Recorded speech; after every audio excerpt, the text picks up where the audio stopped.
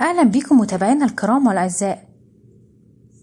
انهارت ريم طارق بعد تحريرها محضر ضده اتهمته فيه بسرقة أموالها وطردها من المنزل الزوجية بمدينة 6 أكتوبر على إثر عدد من الخلافات الزوجية بعد زواج استمر 55 يوما. زوجة حسن شاكوش تعلق على أزمة طردها من المنزل، وكشفت عدد من التقارير الصحفية عن بعض تفاصيل الخلافات التي وقعت بين الثنائي، خاصة بعد أن رفضت زوجة حسن شاكوش الإفصاح عن سبب المشاكل في تصريحات، وعلقت على الأمر قائلة: أنا لما احتاج ليكم هتصل عليكم، مكتفية بتعليق غامض عبر ستوري على حسابها الشخصي انستجرام، وقالت فيه: هو في ايه يا جماعة؟ ايه كمية الهبل دي اللي بتتقال؟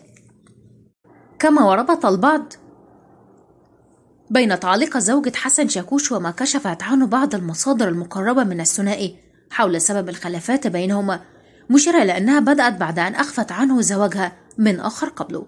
وأوضحت المقربين من الأسرة في تصريحات أن حسن شاكوش لم يكن يعلم بزواج ريم طارق بآخر من إحدى محافظات الصعيد، وتطورت الخلافات بعد معرفته ليقوم بطردها من المنزل على إثرها. وأردف المصدر بأن زوجته أخفت زواجها من آخر في وقت سابق. اكتشف مطرب المهرجانات الأمر مصادفة، وتطورت المشاكل حتى طردها من المنزل، وقام بالاستيلاء على إيصال أمانة وبعض المشغولات الذهبية. وعلق والد ريما زوجة حسن شاكوش موضحا أنه وقت وقوع المشاجرة كان في منزله بسبب خضوع لعملية قلب، وفوجئ بعودة ابنته للمنزل منهارة بعد طردها من مسكن الزوجية. ووعد والد زوجة حسن شاكوش بالكشف عن مزيد من التفاصيل قائلا: أنا تعبان وعامل عملية، وبنتي جاتني منهارة وبتبكي، ومش هتكلم عن حاجة دلوقتي، بس أنا هعمل مؤتمر يوم الثلاث وأحكي فيه كل التفاصيل الكاملة واللي حصل بينها وبين زوجها.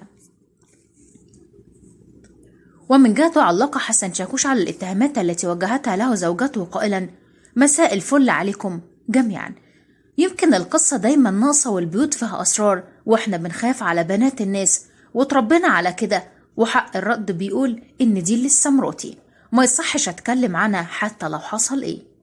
يمكن أهل بيتي وفريق عملي وأقرب الناس ليا اتأذوا من الحوار ده، بس إنها شاركت جمهوري بشيء جارح بالشكل ده، كل اللي أقدر أقوله الحمد لله على نعمة السكوت والعقل وقت المشكلة، الحمد لله على كل شيء.